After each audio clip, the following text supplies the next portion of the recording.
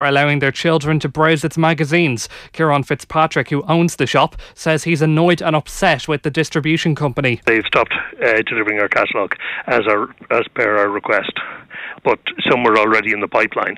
So my manager, Morris Doyle, is actually visiting today to find out exactly what the position is at the moment, because we need to have our catalogue redistributed, but we don't want it going out with any material that could offend people. That's it for now. More at 8. News Talk Weather. Thanks to Des Kelly Interiors, where quality costs less on carpets, wood flooring, beds and mattresses. Surprise yourself at deskelly.ie. Clear but cold tonight. There will be some frost in many areas. Lows of 0 to -4 degrees. And now you're up to date on News Talk. Off the Ball. In association with the Air Sport app, allowing you to cast your favourite sporting action from your tablet or mobile phone straight to your TV. This is News Talk. Welcome along to Off the Ball. Kevin here in studio with Richie for this evening from Marconi House. We're always live with Air, the home of Air Sports. Amazing live, free content with Air Broadband. Get in touch by texting us on 53106. Tweet us at Off the Ball. Well, Rich, it's nice that you're actually here, though. It is, yeah. It was Cristiano Ronaldo who stole the headlines last night. It was part of a huge Champions League night of action. Tonight, we've got another one, Rich. A cracker. Liverpool against Man City at Anfield. It should be a belter anyway. We're looking forward to that one. We'll get a bit of team news from you in a sec anyway. But first of all, we will go across to Luttrellstown because we were joined now on the line by Joe and Nathan, who braved the weather today over Luttrellstown, braved the wind and rain. How's it going, boys? Very good. Hi, Kevin. Oh, look at them there. Kept on. This is a hostage video. Richie, sorry, Nathan's had a haircut. Look at the haircut on that. Class. Doesn't work on radio. You're looking well. I know, it doesn't work on radio, I suppose. Well, how's it going, lads? How was the day? Yeah, it was good. Well, do you know, we were worried because at 10 o'clock this morning, it looked like this whole thing was going to be called off. Yeah. That would have been good. There were people driving up from Mayo and Donegal, and Peter Lowry and the Greens people here did brilliant work, and we got it underway. It was cold. We played 14. I was going to say, it's no 18 holes in today now. So how long did that take you to do the 14? Out and about, no worries? It took 5 hours to do 14 holes. Oh, bloody hell. Oh, it didn't. It took 4 hours. No, 4.5. We started at 1. We were finished at half. It was grand. Got a bit cold towards the end, though, which affected my game badly. How are you going to say? How did you both play then? Really well. Two holes and 3 eagles, 4 birdies between us on the front line. Really? This is a difficult situation. So let's just clarify there. You're actually playing Texas Scramble then, yeah? Yeah, we were. But this is unfortunate because all these people are our listeners who listen to the golf podcast. Oh God! Listen to us talk week, and then we have to perform in front of them. Yeah, and that's a lot of pressure, and we may have struggled to deal with it. Some can handle that better than others. How many times did you have to put up with the term "friends of the pod" so far today? Inundated. I'd say, yeah. What's Brilliant. Man's foot, by the way? This is what I wanted to find out. out. We'll discuss that later. We've got Kenny Cunningham and Richard Dunn. They'll be coming to the football show later on. We'll chat to Kenny. Kenny actually witnessed the incident, so I've got a bit of a sore foot. Yeah, let's just leave it as that for the moment. You're in a race against time to be fit for the World Cup. Yeah, that's it. Now. Yeah, it would be like one of those Wayne Rooney, David Beckham metatarsal things, wouldn't it? That's is it the metatarsal that's gone? It's not a metatarsal, actually, no, but it's a small fracture. A small fracture. All I'll say is, right, Doreen, who's one of our lovely cleaners here of an evening here in News Talk, spent 3 weeks walking around, it turns out, on a broken ankle. Yeah. 3 weeks working round here on a broken ankle. Did she really? She did. Did she? She did. She sliced apparently her the bottom bone, whatever that one is, in your leg, in half, down the bottom, right? And had walked around for 3 weeks on it. You get one ding in a little match up at the Brandywell and you're straight into I got it. Was actually, come on. As I said, there you go up there. You mess with the Derry boys up at Brandywell and you know what happens. That's what happened for me this weekend as well. And unfortunately as well, I did actually miss the golf today, didn't I? That's the one thing I was desperate. Even though the weather today, I do like getting out on a game of golf, so I did miss it with you lads there today. Don't believe him for a second. He was delighted to be rid of you. The noise out of him today going, it's much quieter. It's much nicer around here without those two yappers going up to Luttrellstown. I'm sure it is much nicer. Much nicer out here as well, I gotta say, than it's stuck in that office. I should tell you, by the way, what we're doing at 7:30. The plan is we have Peter Lowry's the director of golf out here, so he's going to be on the panel, as will Damien McGrain, who has played with Tiger Woods in his time, so we'll chat to Damien about what that's like. We have Roddy Carr here, son of Joe Carr, and was Sebi Ballesteros' manager for a long time, works with Jack Nicklaus now. His brother's a member at Augusta as well, Roddy Carr. They're steeped in golf, as everybody in Ireland in golf knows. So we'll have Roddy Carr on the panel. and we will have Des Smith here as well. So we will have the four of them up for the guts of an hour at 7:30, previewing the most open, difficult to predict Masters maybe ever. Right, lads, go on. We'll speak to you later on anyway. All the best, lads. You'll be joining Joe and Nathan from 7:30 this evening as well. So I think it is the big one, Rich, tonight anyway as well. But to be fair, before we do get to the game, I think we do have to have a little chat around Ray Wilkins today. Yeah. Sad news. Ray Wilkins passed away. You've actually been doing a little bit of work today. You've done a great little piece for us today. Yeah, so one of those days when I think the world of football entirely, I don't think there's anybody, we don't necessarily always hear anybody with a bad word to say about somebody who's just passed, but particularly one of those really, really well-loved people, Ray Wilkins, who passed away today, aged just 61. My mum, she has a go at us if we play bad. And what sort of things does she say to you, though? She just say we play bad and, you should quicken yourself up. And what do you say to her? Do you take any notice of that? Just a bit, yeah, not too much. Sagers is coming and gets there. It rolls for Ray Wilkins. Oh, beautifully done. Butcher, back with Wilkins. Absolutely magnificent from Ray Wilkins. Wilkins in the end. And the chip was perfection. A lovely goal by the Chelsea skipper. Ray Wilkins, famous for his guidance rather than his goals, but a sweet striker of the ball when the fancy takes him. Ask Bruce Grobbelaar. Rooted by the sheer velocity of the shot. Yes, Ralph, the big orange fella ran in from the left, and he gives him a good old slapping. Alongside me then is Ray Wilkins, and certainly memories revived for you as well today, Ray, of those marvellous matches you played in the Milan derbies. Yes, no question about it. Good afternoon, everybody. And Orbiston's made a run from the back, and Wilkins has scored one, and that's absolutely magnificent. Ray Wilkins has put Manchester United in front with a superb goal. I'm lost for words, Ralph. Absolutely terrific.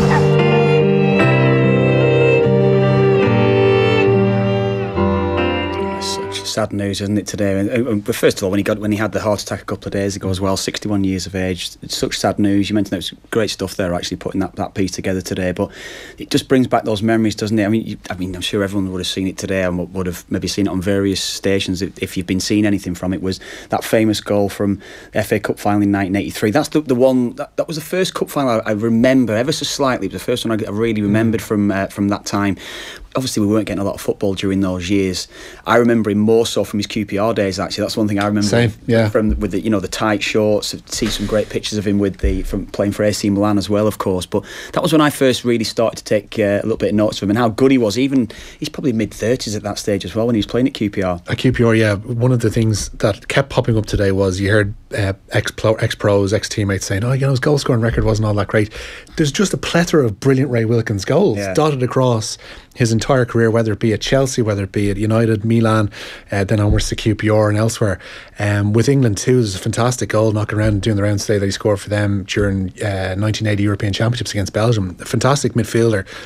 We don't perhaps have a great sense. You mentioned that there wasn't a lot of football on TV at the time. I don't think we get a sense of how good a footballer he actually was, because to go abroad mid-80s and go and play for Milan, now granted Milan weren't the side that they would go on to become under Arrigo Sacchi in particular, but they were a decent unit still within Italy. To be bought over there in the mid-80s after his decent spell at Manchester United shows the standing that he was held in the game. I think his style probably suited Italian, French, certainly European football at that stage, didn't it? The way that he used to play. Yeah, he did, and played brilliantly for them. We saw the tributes just before the Milan derby tonight as well. Franco Baresi laying out a wreath behind one of the goals in the San Siro, also holding up a jersey with Wilkins 8 on the back of it as well. Held in great esteem by everybody he played with, and then you throw in his coaching career on top of that as well. I mean, he was player manager at the aforementioned QPR. He also had stints at Chelsea. Look at how well received he was at the club, that he started as a trainee and then went on to be a coach under the likes of Scolari, as we mentioned, Vialli. We saw pictures there for those of us who are streaming online, and Gus Hiddink as well, and was just really, really well loved across the game. One of the abiding memories, because everybody had I suppose he's one of those players that everybody has their own abiding memory of, because he dipped his toes into several different strands of football. My abiding memory of him is just how polite a co-commentator he was. We played a clip of it there where he used to do co-coms on, and I know this was covered just this past week, which makes it all the sadder. in the brilliant BT Sport documentary they did about Channel 4's Football Italia coverage. He was the politest co-commentator. When Peter Brackley would introduce him, he was like, alongside me is Ray Wilkins, and Ray would come on and say, yes, good afternoon Peter, good afternoon everybody. He would address the audience as if he just walked into the living room, which for all intents and purposes in 93, 94 he essentially had of a Sunday afternoon. He was a joy to listen to doing those co-commentaries. His analysis of the game was still pretty spot on, and obviously his thoughts on the game pretty well revered given the nature of the coaching jobs that he had right up until his passing. His punditry, but I think we can safely say that he would be looking forward to this game this evening as well. So have you got the team news for this evening? 100%, yeah. Jurgen Klopp has urged his Liverpool side to be brave and attack Manchester City tonight. The sides meet at Anfield in the first leg of their Champions League quarter-final. The teams are in for this one, as you mentioned. Loris Karius starts in goal for Liverpool. Across the defence, it's Trent Alexander-Arnold.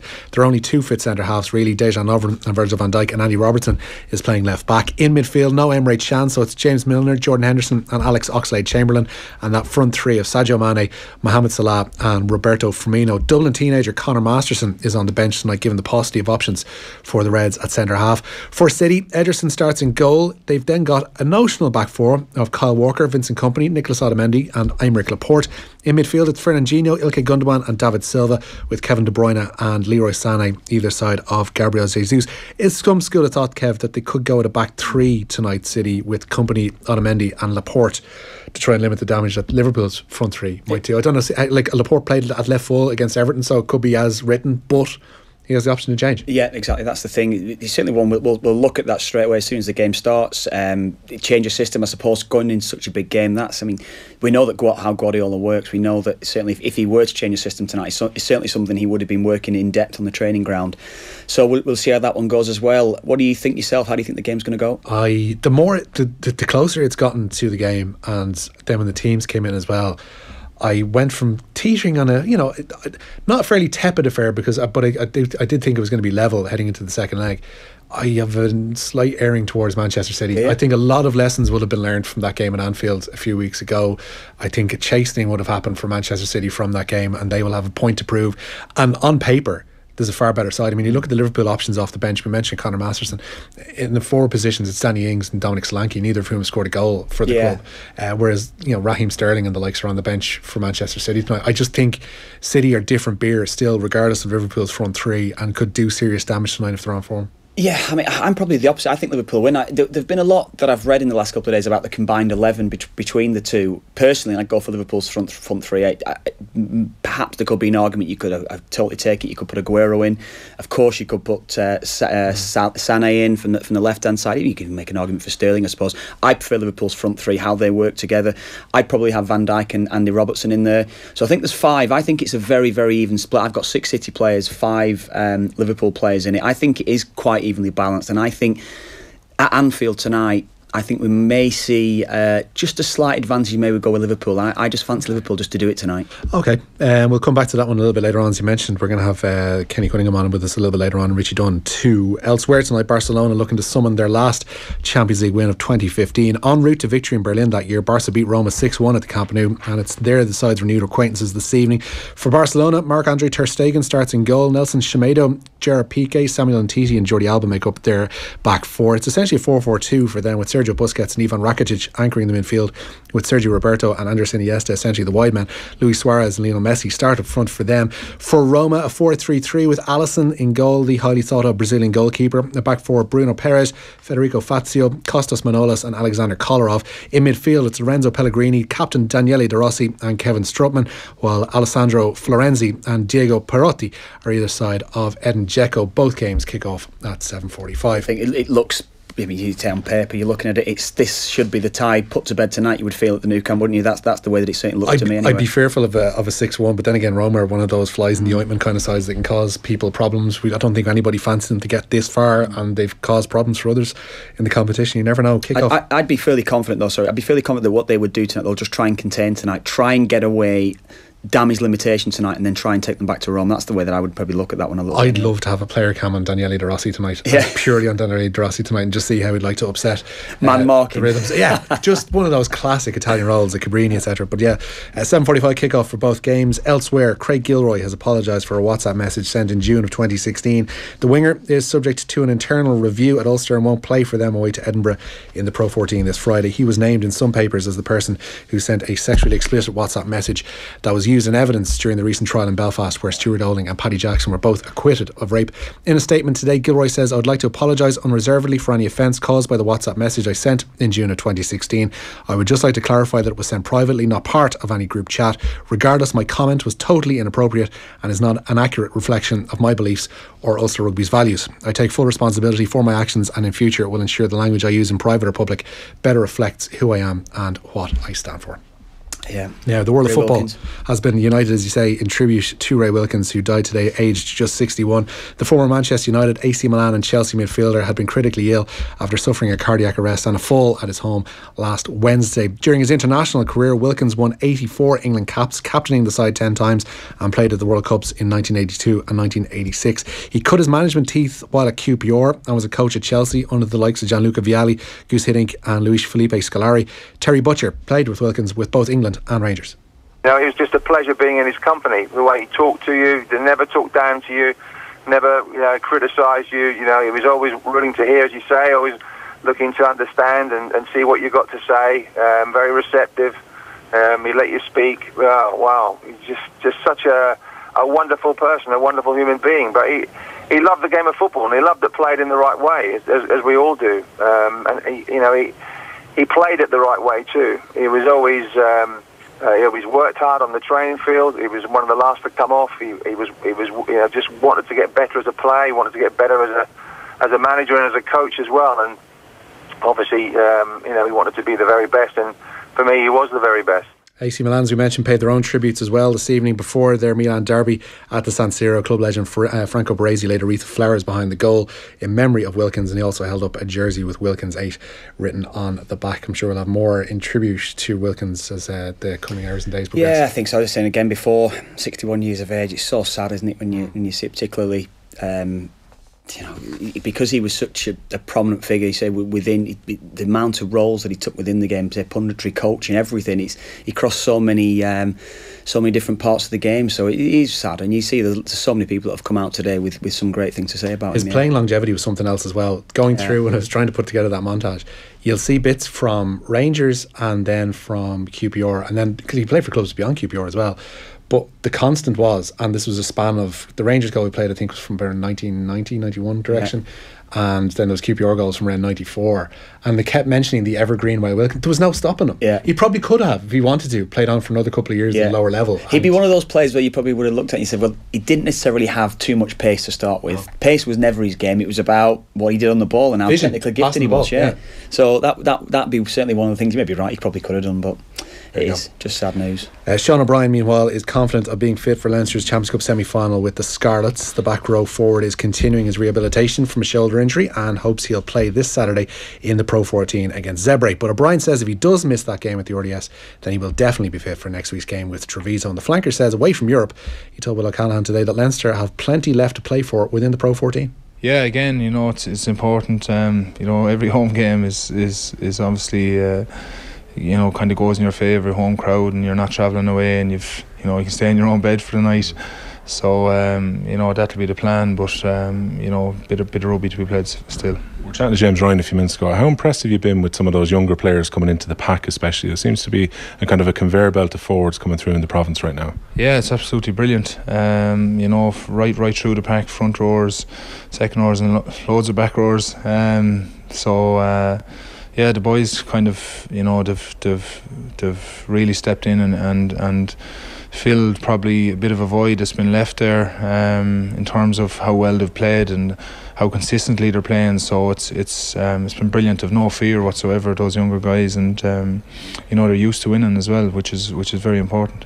Sean O'Brien there speaking ahead of Leinster's meeting with Zebre this coming weekend. Meanwhile, Simon Zebo has been ruled out of Munster's Pro 14 meeting with the Southern Kings. That's on Saturday. His hamstring won't be risked in the Western Cape, and so fullback Stephen Fitzgerald has been drafted into the touring party. Darren Sweetenham, another who's been ruled out of the game in George, which is of course CJ Stander's hometown. Munster have expanded their squad to 30 for their mini tour, with scrum half Jack Stafford providing cover for Conor Murray. While the Pro 14 have announced that Ulster's rescheduled fixture with Glasgow will be played on Saturday the 21st of April. It'll kick off at 6:05, and that's after Leinster's clash with the Scarlets. The game is due to take place at Kingspan Stadium on the 2nd of March, but was called off, as we may remember, due to heavy snow. There's one thing I have to say as well today. I came in today, I actually got a text from Adrian Barry today. Adrian Barry was talking about the goal last night. We all marvelled, and we have to mention Cristiano Ronaldo's goal last night. What an unbelievable strike. Brilliant, brilliant goal.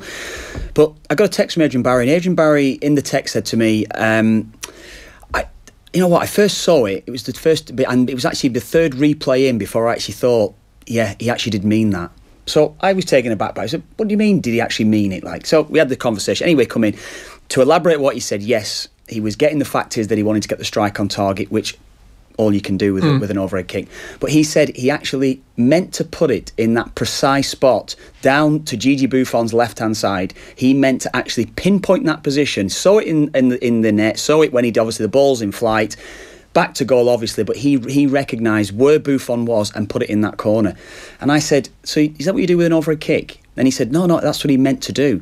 I mean, it was just the most ridiculous thing I've ever heard. So he's saying he has the utmost faith in Cristiano Ronaldo, that he will be, while in midair, on his back, with his back to goal as well initially, looking to put the ball, direct the ball into a specific. He said he meant to put it exactly where he put that ball there today. Well, I mean, get in touch with us. I mean, you know, certainly tweet us, text us on. What's your theory on it?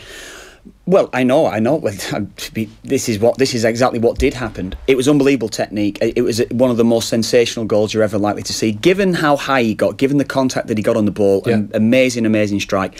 When you're going for an overhead kick, the only two things you're concentrating on. As someone who knows a thing or two about scoring overhead kicks. But you still think I didn't mean that one, Rich. So did he mean it, Kev? We'll go back. We'll cut that. I'm no Cristiano Ronaldo. Let's be frank about that. Well, that's the headline piece going on the website tonight. But what you do in over a kick, you got your back to goal, you're trying to get a contact on it, get a good contact on the ball and hit the target. That is it. That is it. That's all you can try to. That's all you. So the ball came out to you at the Dell. What was your thought? Just get a contact on it and get it on target. So essentially, you didn't mean it, is what you're saying. Well, that's when Ian Payne says, but did he mean it?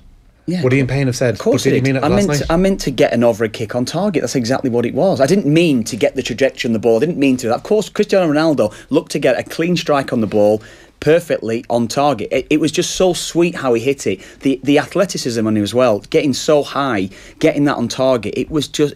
That's the freakish nature. The elevation of that is just unreal. Yeah. Unreal. What's your take on Adrian Barry's theory that actually he meant to put it exactly where the ball went? The more I think about it, the more credence there might be to it. Oh, Richie. Because he's that kind of player. Don't just go make an argument now.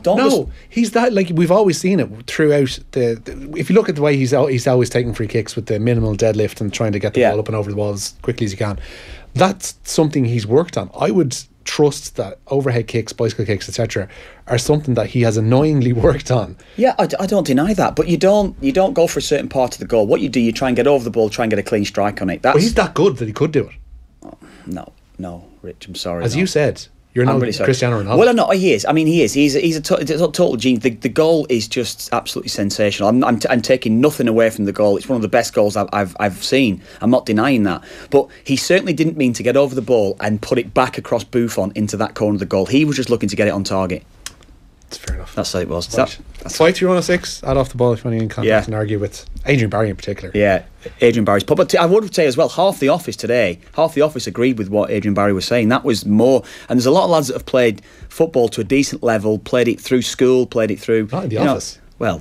You would have played in your time, Richie. You know. No, I certainly did not. Yeah. Maybe not. Maybe that I can guarantee you. Your example's probably it's a little bit off there, I suppose. Yeah. 56% of the voting public on Twitter.com. It was 5 people voted, Rich. 56%, Kev, say that he meant it. Yeah. So it's very close. Yeah. 5. It's not a foregone conclusion. 5 people voted. Let's be fair. Well, your chance to get your vote in now. Add off the ball. Get in our Twitter. Sorry, Shane actually says to me there. Sorry, Rich. 332 did actually vote on that one. So 332 people. Yeah. You can't dismiss their opinion, Kev. Yeah. Cork's Gary Gary Spike O'Sullivan says he's agreed to fight multiple world champion Gennady Golovkin. The Kazakh is without an opponent for his May 5th pay-per-view date in Las Vegas after Saul Canelo Alvarez pulled out of their rematch. Alvarez showed traces of the banned clenbuterol in 2 tests taken back in February. The Mexican continues to plead his innocence, but he says he will accept whatever punishment comes his way. O'Sullivan is one of a number of fighters who could be called upon for a May payday in Vegas even, and he tweeted to say today he's waiting to see if it can be agreed, adding he believes it's his destiny to be a world champion. Former WBO middleweight champion Andy Lee was on this morning's OTB AM, and he says Canelo's positive test is a blot on his legacy. He's promoted himself as being a clean athlete and that he's always used VADA testing, and he's had 90-something tests throughout his career. This has been the only time he's had any fail, but that can, like, you know yourself, the level of sophistication with these tests, and it can always be manipulated in and out of. That's Armstrong, you know, of course, famously he always said he never failed a test, although he did fail a couple, and they got it up, but yeah, it's only when you're in training camp and, you know, you have your whereabouts, and I suppose if they're training in Mexico somewhere, they'd be quite hard to reach, you know, they could be quite mobile. I don't know, it's just, to me, the less said about, like, for me it's my sport, and I hate to hear when this happens, especially he's probably he's the highest profile fighter in world boxing, you know. I know Anthony Joshua's big over this side, but he's, in terms of world boxing, Canelo Alvarez is the biggest, and to fail a test, and as I said last week, in a sport like boxing, you're putting someone's life at risk when you're taking PEDs. It's criminal. Yeah, we'll be going to, we'll probably chatting around that probably later on the week as well, but we'll after the breaks now, we will be going to Luttrellstown Castle Golf Club. We will be hearing from Nathan and Joe, who are there. There will be some great guests there they've got this evening as well, so we'll be back after the break, and we have Kenny Cunningham and Richard Dunn in the football show. You'll be joining me for the football show. That's a centre-half partnership. You're joining me, aren't you? I'll sit in front of the centre-backs, spraying balls like Wilkins. Yeah, we'll be back after this. Off the Ball on News Talk. In association with Air. Watch every UEFA Champions League and Europa League game on the Air Sport Pack. Moncrief. Somebody on Twitter has an answer to the man who asked the question about why aren't there carpenters in porn films. I wouldn't doubt them. The answer is very simple: splinters, apparently. Moncrief. With Gas